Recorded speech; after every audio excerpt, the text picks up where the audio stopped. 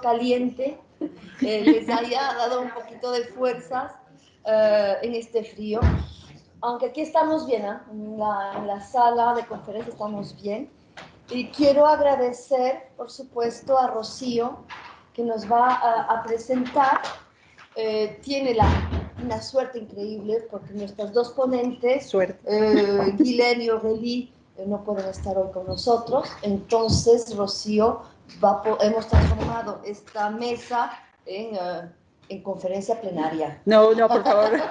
No, porque calculé 20 minutos, así que... No, así que tómate el tiempo necesario para conversarnos sobre un tema sumamente interesante, puentes interculturales, los hablantes de herencia del español.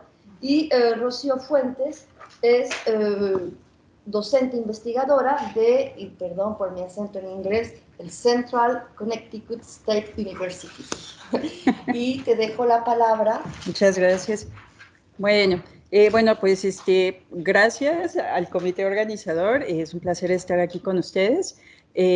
Bueno, había planeado una plática de 20 minutos, así que vamos a decir que vamos a cotorrear aquí un poquito, vamos a conversar para extender esto. También una de las cosas que había estado pensando es cómo abordar el problema, porque estaba en una mesa un poco extraña, ¿no? Y entonces, bueno, somos puentes interculturales, entonces somos un puente entre territorios aquí. Es un problema en Estados, bueno, no es un problema, es una situación en los Estados Unidos, la situación de los hablantes de herencia. Vamos a ver, ¿alguien de ustedes es hablante de herencia de alguna lengua? ¿De qué lengua? Italiano. De italiano. Ajá. ¿Saben? Ajá. De catalán también.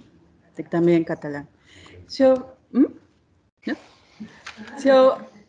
Los hablantes de herencia, generalmente cuando tenemos situaciones de migración, vamos a obtener como resultado hablantes de herencia. Y entonces, de migración o también de contacto lingüístico, como pueden existir en lugares como México, ¿no? Que tenemos también personas que son hablantes de herencia, ¿no?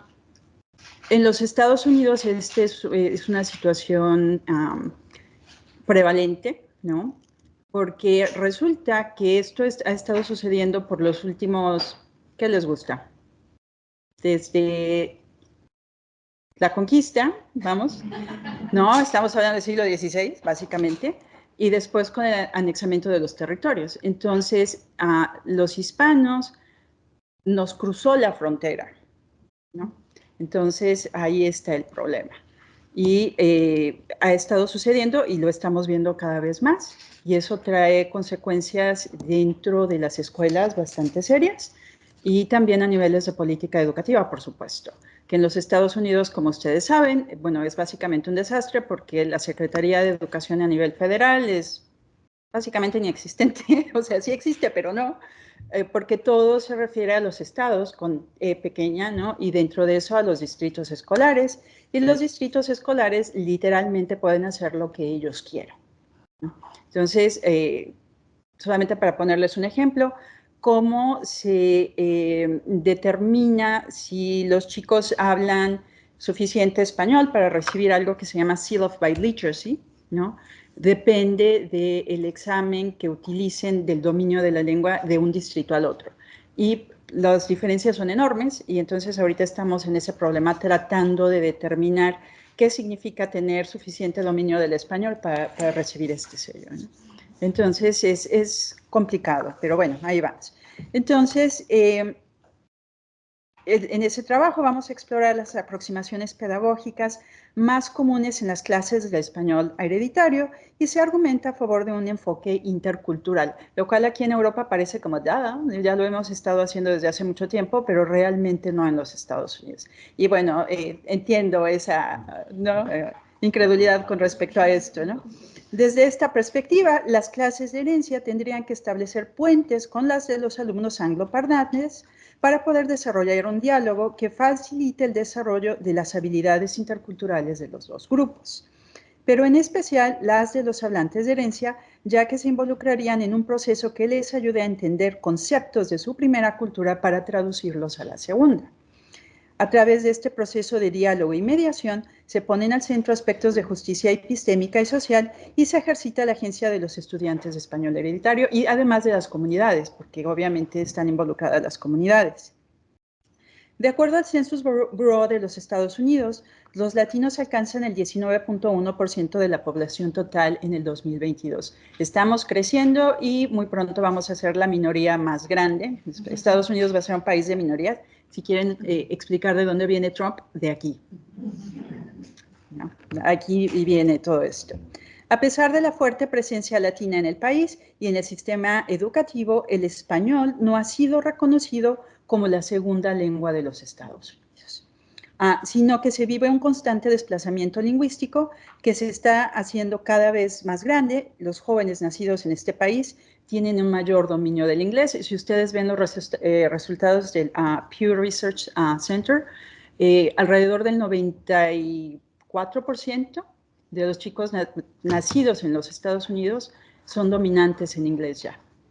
O sea, cuando les cuentan la historia de que los latinos no están aprendiendo inglés y no se están adaptando, para nada. Estamos siguiendo exactamente los mismos patrones que se ven en todas las migraciones, que se vieron con los italianos, ¿no? Que se vieron con los alemanes, con los franceses, ¿no? Entonces, sin embargo, este proceso, ¿no?, ha creado otro fenómeno en las escuelas y en las universidades y es la presencia de los hablantes de herencia. Guadalupe Valdés, en el 2001, define a los hablantes de herencia, y ustedes van a ver ahorita el problema, como a student who is raised in a home where a non-English language is spoken, who speaks or merely understands the heritage language, and who is to some degree bilingual in that language and in English. ¿Cuál es el problema de esto? Pues que puede ser cualquier cosa, ¿no? O sea, alguien que creció y estuvo expuesto y tiene un dominio muy pequeño, o puede ser casi como un hablante nativo. Entonces, tradicionalmente se han hecho dos definiciones de lo que es un hablante de herencia, una que es restringida y una que es más amplia. La restringida implica que tengan cierto dominio de la lengua, la amplia simple y sencillamente que sean descendientes y que estén interesados en la lengua, lo cual no significa nada, porque entonces hay que ponerlos en las clases normales porque no conocen el idioma, básicamente. Entonces, la definición de Valdés enfatiza un problema que los maestros se encuentran frecuentemente dentro del salón de clase, es decir, el rango del dominio de la lengua que los hablantes tienen. La literatura reconoce esta variación, pero también el potencial de los alumnos, ya que en general sus habilidades orales y orales se encuentran más desarrolladas, además de tener un conocimiento cultural de primera mano. Por otro lado, los hablantes de herencia tienden a presentar dificultades con su escritura, en particular en el manejo de los registros. O sea, conocen un registro y lo utilizan en todos lados, ¿no? No tienen ningún dominio del español académico, ¿no? Formalidades, olvídate, ¿no? O sea, simple y sencillamente es lo que conocen y es lo que usan. Y lo vemos en la escritura todo el tiempo y generalmente eso es lo que tratamos de hacer en las clases de composición, ¿no?, de escritura. Bueno, ¿qué más? Por estas razones, la educación para los hablantes de lenguas hereditarias mayormente se ha enfocado en resolver esos problemas, ¿no? Escritura. Las políticas educativas que se dirigen a la población latina en los Estados Unidos obedecen a ideologías lingüísticas relacionadas con la identidad nacional y la utilidad de las lenguas hereditarias, mientras que las lenguas extranjeras se ven como un recurso, especialmente como el caso de las élites, el bilingüismo de élite, ¿no? Las lenguas étnicas se consideran como un problema a ser corregido. Esta ideología lingüística crea la contradicción de considerar al español como un recurso para algunos, es decir, por ejemplo, nuestros alumnos aprenden español generalmente en algún momento van a ser los gerentes de algún lugar, entonces van a tener empleados que hablan español, cómo interactuar con ellos, pero para nuestros chicos que hablan español se les considera un impedimento para poder adaptarse e integrarse dentro de la sociedad en Estados Unidos. Entonces, a pesar de las ideologías dominantes, los cursos de español como lengua hereditaria se han incrementado dentro de las universidades y aquí está Beatrice Biodry, que ha hecho varios estudios. De hecho, me envió y a todos los coordinadores un cuestionario para ver qué clases estábamos dando Y curiosamente sí se están incrementando, pero no son lo suficientemente amplias que se necesita, ¿no? Wilson y Pascual y Cabo en el 2019 identifican 4 áreas principales en las que los cursos se han enfocado. Número 1, el fortalecimiento de las habilidades lingüísticas de lectoescritura, que es lo que les había mencionado. Número 2, el desarrollo de la conciencia crítica del lenguaje y de la cultura. Número 3, el fomento de una identidad positiva de los hablantes. Y 4, dar a los alumnos la oportunidad de reconectarse con sus comunidades de origen, ¿no? Si bien existe interés en la cultura y la identidad de los alumnos, las clases de herencia han tenido como eje principal el manejo de la variedad dialectal de los estudiantes, desde tratar de erradicar la lengua nativa, pasando por enseñar variedades apropiadas, hasta una aproximación en donde una de las metas es el desarrollo de la conciencia crítica del lenguaje. Básicamente son 4 modelos. El primero, uy, qué horror, hablan español, ¿no? Entonces, y además, sobre todo en el caso del el español caribeño, hay que tratar de eliminarlo, ¿no? Porque no es una forma correcta del español. Entonces, vamos a eliminar ese y vamos a enseñarles estándar. Y concretamente, la variedad vamos, peninsular, ¿no? Vamos a enseñarles español de España, como dicen allá. Bueno, pasamos de eso. La segunda es, bueno, no necesariamente es una mala variedad. Hay que enseñarlos a apreciarla, pero de todas maneras hay que cambiarla, porque no es suficiente. Luego hay un tercer modelo que básicamente lo que dice es, bueno, lo que podemos hacer es enseñarles a usar distintas variedades de acuerdo a la situación. Entonces, es como si usaras un traje, ¿no? Kim Potowski habla sobre esto mucho. Entonces, te pones un traje de cierta forma para ir a una fiesta, pero si vas a la playa utilizas otro tipo de ropa, ¿no? Entonces, si tú estás en una situación de trabajo, vas a usar un tipo de español, pero si estás con tus amigos, vas a usar otro tipo de español. Y entonces tenemos la aproximación crítica, que finalmente es el trabajo de Jennifer Lehman, que es el más conocido en esto, que dice, bueno, no necesariamente. Lo que hay que ver es cómo estas ideologías están reproduciendo situaciones de desigualdad, situaciones de poder, cómo se utiliza el lenguaje como una forma de crear esas desigualdades, ¿no? Entonces, ¿qué es lo que les vamos a enseñar a los alumnos? Bueno, les vamos a precisamente hacerles conscientes de ese tipo de ideologías que existen con respecto al lenguaje para que ellos tomen una decisión de cómo usarlo y en qué situaciones. Entonces, no es que les estamos enseñando nada más dónde usarla, sino toma tú la decisión, ejerce tu agencia como lo haces, ¿no? Entonces, esa es una de las... digamos que es el modelo más reciente que hay, ¿no? Entonces, ¿dónde estoy? Este giro crítico ha traído al centro de la discusión las relaciones de poder y la agencia de los alumnos dentro de las circunstancias que los rodean. El objetivo no es solamente apreciar la variación dialectal, sino que los estudiantes sean capaces de escoger qué variedad quieren usar, la estándar o la propia, y justificar su uso basado en su conocimiento sociolingüístico. Entonces, las clases para hablantes de herencia tienen un alto componente sociolingüístico, ¿no? Entonces, la elección de la variedad puede ser considerada como ejercicio de sus derechos, pero también como estrategia dependiendo del contexto social, educativo y laboral donde se encuentren los alumnos. La investigación en la educación para hablantes de herencia se ha centrado mayormente en los problemas lingüísticos, sin que hasta ahora se hayan explorado en profundidad su competencia comunicativa intercultural. ¿Okay? Entonces, no solamente como hablantes bilingües, sino como hablantes interculturales y como mediadores interculturales, que es lo que nos interesa aquí. Este fenómeno se debe a la asunción de que los alumnos poseen habilidades interculturales como resultado de su contacto con 2 lenguas y culturas en su vida cotidiana. Sin embargo, esta conexión no está libre de problemas, ya que, como lo reporta Kagan, el de 2012, ya que en el área cognitiva los hablantes de herencia tienden a sentir disonancia que se manifiesta en inseguridad lingüística debido a su inhabilidad de expresarse adecuadamente. A nivel afectivo, el español les permite conectarse con su comunidad, pero esta interacción les crea problemas en su comportamiento, ya que tienen problemas en la competencia pragmática, ¿no? Entonces, es un español que sí pueden utilizarlo para interactuar, pero está lleno de problemas. Y lo que estamos viendo con los alumnos es que pues no se sienten cómodos hablando, ¿no? Siempre es eso, bueno, sí, lo sé hablar pero no lo sé escribir, o bueno, hablaba con mi abuela pero no sé hablarlo con el resto, ¿no?, del mundo, ¿no? Recientemente, el estudio de la competencia comunicativa intercultural se ha centrado en el desarrollo de las pedagogías del lenguaje que tratan de ir más allá de los modelos raciolingüísticos para enfocarse en los retos sociales que los alumnos enfrentan. Las experiencias de aprendizaje a través del servicio resitúan a la comunidad como una fuente de conocimiento para que los alumnos amplíen su repertorio lingüístico, mejoren su actitud hacia la lengua hereditaria, así como su motivación para estudiarla, además de desarrollar su autoestima y sensibilidad cultural.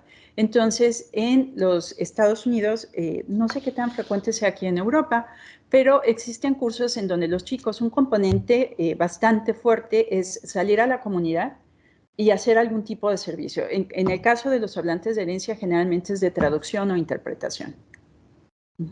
Entonces, regresan a los chicos a trabajar, ojo, con la comunidad latina.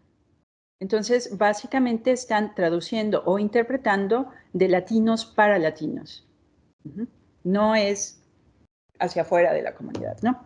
Entonces, asimismo, las comunidades no sirven solamente para el desarrollo de los alumnos, sino que éstas se benefician de los servicios profesionales que proveen los estudiantes, como traducciones, interpretaciones, tutorías y otras, por lo que los cursos de servicio a la comunidad también sirven como contexto para los enfoques centrados en la enseñanza del español como fines específicos.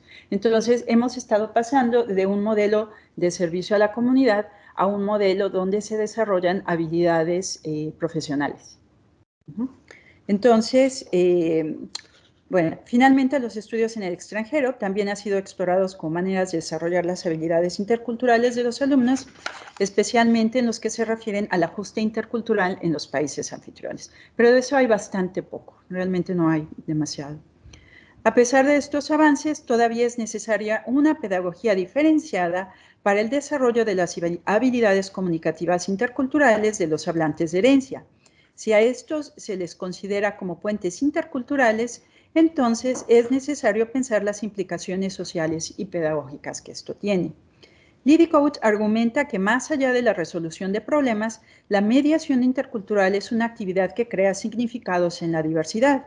Entonces, los mediadores interculturales, además de resolver problemas, están envueltos en un proceso de explicar, comentar, negociar e interpretar, ¿no?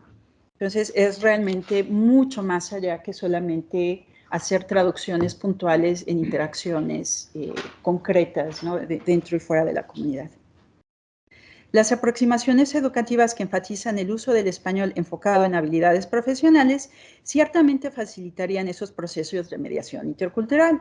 Sin embargo, sería conveniente explorar las ideologías subyacentes en los cursos con fines específicos, ya que estos reflejan una comodificación de la lengua española en conexión con el mercado en lugar de los derechos de la población hispana, y su posición desigual dentro de la sociedad en los Estados Unidos. Entonces, si ustedes analizan los modelos que han existido a lo largo de la historia de los cursos de hablantes de herencia, en los años 70, sobre todo en los libros de texto, lo que existía era, bueno, vamos a acercarnos a nuestra lengua de herencia.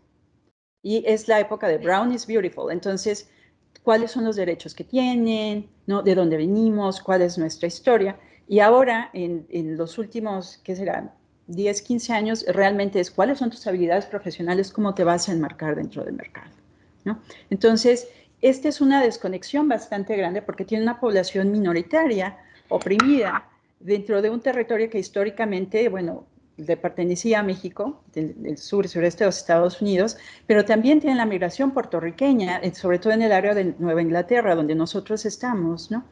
Y no existe esta discusión. Entonces, les puedo comentar más adelante de un proyecto que estamos desarrollando, pero uno de los alumnos fue brutal en esto.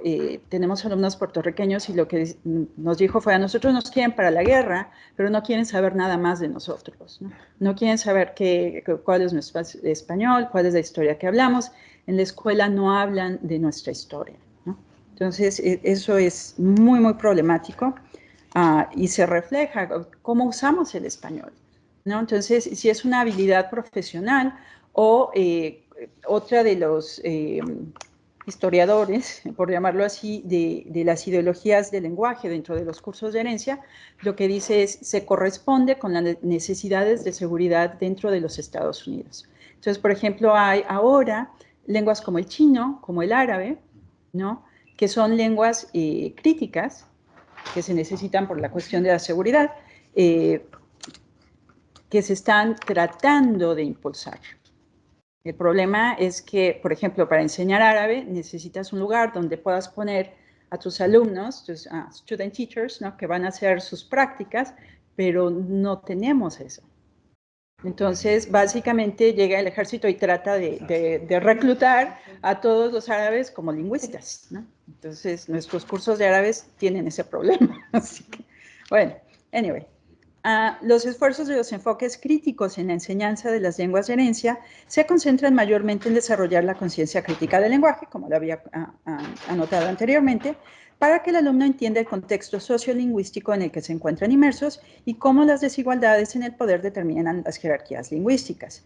A través de esta conciencia crítica, se pretende que los estudiantes ejerzan su agencia y resistan no solo a la subordinación ante el inglés, sino también las de sus variedades dialectales. Pero, como lo señalan Rosa y Flores en el 2015, las ideologías raciolinguísticas continúan determinando qué variedades son válidas, además de qué hablantes se consideran competentes. Es decir, realmente no hace ninguna diferencia el intentar añadir formas prestigiosas al repertorio lingüístico de los alumnos, ya que su marginalización no se debe a prácticas del lenguaje exclusivamente, ¿no? Los autores sugieren que el sujeto dominante que escucha, y esto en itálicas, ¿no? Para enfatizar, más que la adecuación del español de los alumnos, debería estar en el centro de la discusión sobre la educación de los hablantes minoritarios de herencia. Entonces, no solamente educar a nuestros chicos en el tipo de español que hablan, sino a los gringuitos del otro lado que están en el salón de junto que no se molestan en aprender el español ni en conocer qué es lo que está pasando. Al final les puedo contar un poco de un proyecto que hemos estado desarrollando para enseñar historia latina en high school, ¿no? La literatura sobre los hablantes hereditarios está llena de reportes de conflicto y recomiendo mucho el libro de Garrod. En el 2012 tiene un recuento de historias sobre alumnos latinos y su experiencia dentro de las escuelas. Y el otro es de Carreira y Riemann, que básicamente son entrevistas con alumnos latinos sobre cómo utilizan su español. Es muy bueno. Por un lado, el conflicto interno que los alumnos tienen debido a sus inseguridades lingüísticas y de identidad creadas por el tercer espacio que ocupan. El otro aspecto del conflicto se manifiesta en la interacción con los angloparlantes. El manejo del conflicto entre los grupos mayoritarios y minoritarios se debe incluir en el currículo, especialmente si el objetivo es desarrollar las habilidades de mediación cultural, intercultural de los alumnos. Si bien es cierto que temas como la discriminación racial y lingüística y la identidad étnica son temas constantes dentro del Salón de Lengua Hereditaria, es necesaria una pedagogía específica que les ayude a los alumnos a hacer frente a los problemas de comunicación y conflicto. Hacemos un mal servicio a los hablantes de herencia a excluir estos temas, perdón, ya que primero existen estudios, Flores Farfán es uno súper interesante, lo recomiendo, y otro que hice yo en el 2012, que demuestran cómo miembros de la sociedad dominante deliberadamente utilizan estrategias discursivas para perpetuar desequilibrios de poder y económicos. Y en segundo lugar, las habilidades de mediación intercultural no se adquieren espontáneamente. Ustedes pueden hablar el idioma que quieran, pero una cosa es hablarlo y otra cosa es realmente poder mediar, ¿no? Como se anotó anteriormente, los enfoques críticos hacia la enseñanza del español como lengua de herencia han abordado las diferencias de poder y conflictos lingüísticos. El servicio a la comunidad y los cursos con fines específicos proveen a los alumnos la oportunidad de desarrollar su identidad y habilidades lingüísticas a la par de utilizar su español con fines profesionales y de justicia social. Sin embargo, la mayoría de estas experiencias se hacen hacia adentro de la comunidad y ese es el problema. Es decir, con latinos para latinos, ¿no? Una clase de español para hablantes de herencia tiene que establecer algún tipo de puente con otros cursos en donde se encuentra una población estudiantil mixta. De otra manera, se está desarrollando un monólogo en la cámara de ecos en la que nos encontramos, ¿no? En este trabajo argumentamos a favor de un marco intercultural que, número 1, utiliza a los hablantes de herencia como puentes interculturales capaces de establecer este diálogo, y número 2, que involucre activamente a los alumnos del grupo dominante, ¿no? Este diálogo tiene que comenzar con la comunidad latina, y esto es muy importante porque hay experiencias de este tipo con comunidades indígenas en México, por ejemplo. Este diálogo tiene que comenzar con la comunidad latina como fuente de los temas, preocupaciones, valores culturales, conocimiento y lo que ustedes quieran que se quiera compartir con los grupos angloparlantes, ¿no? En las instituciones educativas. Algunos proyectos de educación, como lo había mencionado, intercultural con poblaciones indígenas en Latinoamérica, han mostrado la importancia de involucrar a la comunidad para decidir el currículo en las escuelas con el fin de fortalecer la identidad cultural de los alumnos, pero también para prepararlos para funcionar como mediadores en un contexto donde el conflicto entre los grupos no puede ser ignorado. Además, la voz de los alumnos latinos debe ser incorporada para que puedan expresar sus propias historias y conocimiento con la sociedad mayoritaria. En este respecto, como lo ha señalado Zapata en el 2018, utilizar los modelos de alfabetizaciones múltiples, que no sé cómo traducirlo, ya lo hemos intentado entre varios pedagogos, multiple literacies, ¿no? Los pueden ayudar a desarrollar no solamente las habilidades lingüísticas de los alumnos, sino también a explorar sus ideas, conocimientos e intereses a través del uso de distintos sistemas semióticos, o sea, video, podcast, ensayos fotográficos, además de escritura tradicional, ¿no? Entonces, la idea es producir materiales que podrían ser utilizados con otros alumnos fuera de las clases de herencia, ¿no? Entonces, establecer ese tipo de puente entre distintos tipos de cursos, ¿no? Como ejemplo, y esto es un ejemplo que les puedo ampliar un poco más, una clase de historia de los Estados Unidos podría ser emparejada con una de español.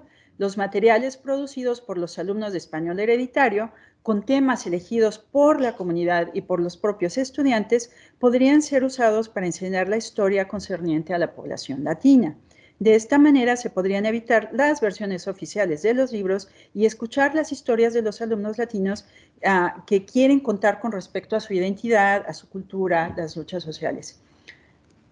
El estado de Connecticut hace, en la mitad de la pandemia, básicamente, decretaron que se tenía que enseñar historia latina y afroamericana dentro del high school, como una clase separada del resto.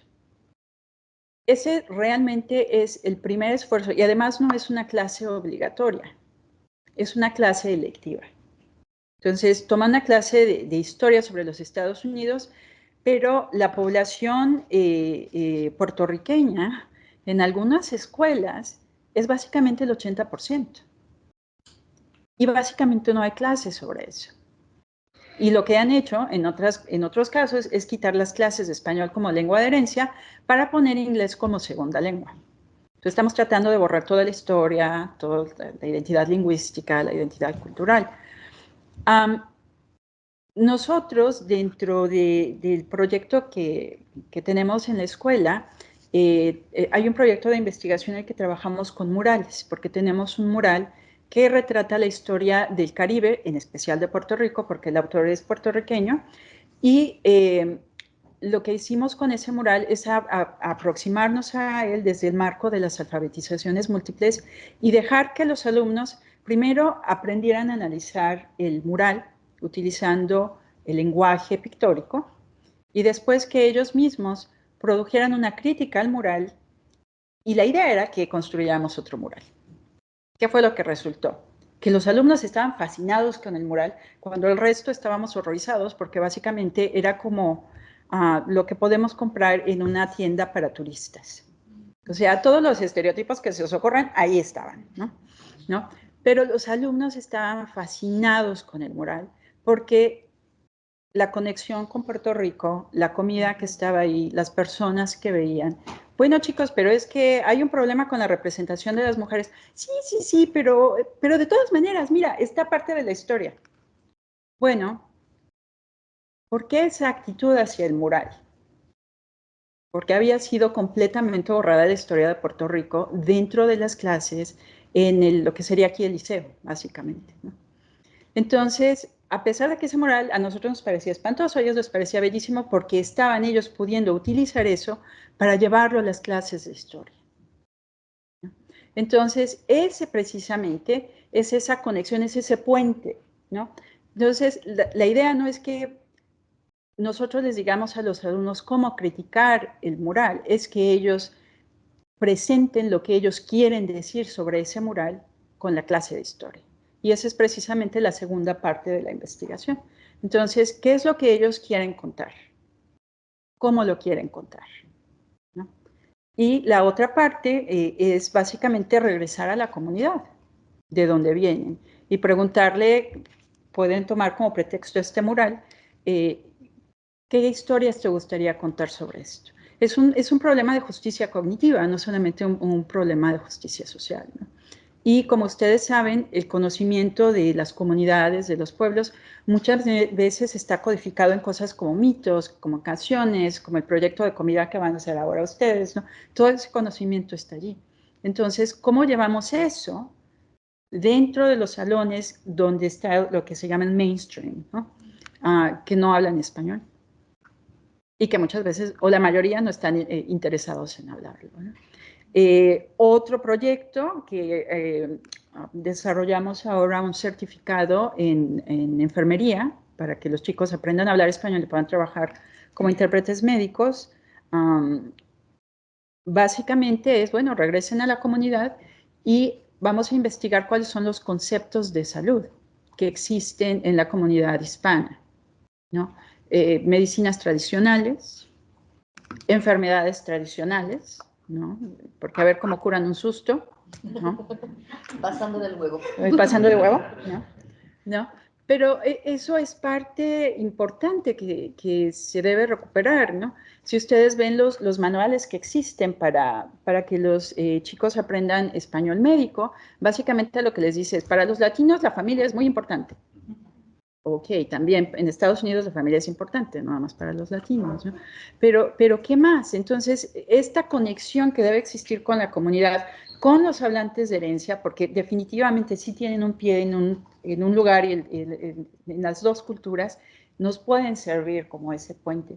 Pero tiene que haber una pedagogía específica para desarrollar eso. Y tiene que haber precisamente este contacto con la comunidad de origen, y el diálogo con la otra comunidad también, ¿no?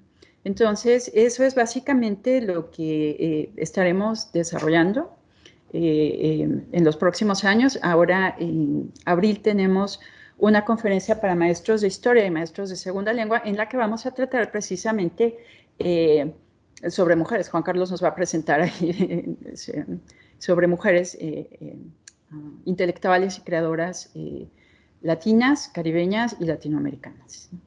Entonces, la idea es eso, conectar a la comunidad, regresar a la comunidad y desarrollar realmente un modelo de educación intercultural que, bueno, en Latinoamérica es súper común, en Europa también, pero, bueno, si ustedes conocen las experiencias de educación intercultural, pues, bueno, tienen problemas. ¿Cuál es el mayor problema? Cuando menos en México, con la educación indígena, siempre ha sido la conexión con la población mestiza, ¿no? Ustedes entrevistan a los representantes de grupos indígenas, a los maestros, y ellos lo que siempre han dicho es, nosotros somos interculturales, siempre hemos tenido que interactuar con los demás, aprender el otro idioma, aprender a movernos. Y eso es lo que pasa precisamente con los cursos de lengua hereditaria en los Estados Unidos. Entonces, bueno, esa es la propuesta. Muchas gracias. Si tienen alguna pregunta, con mucho gusto.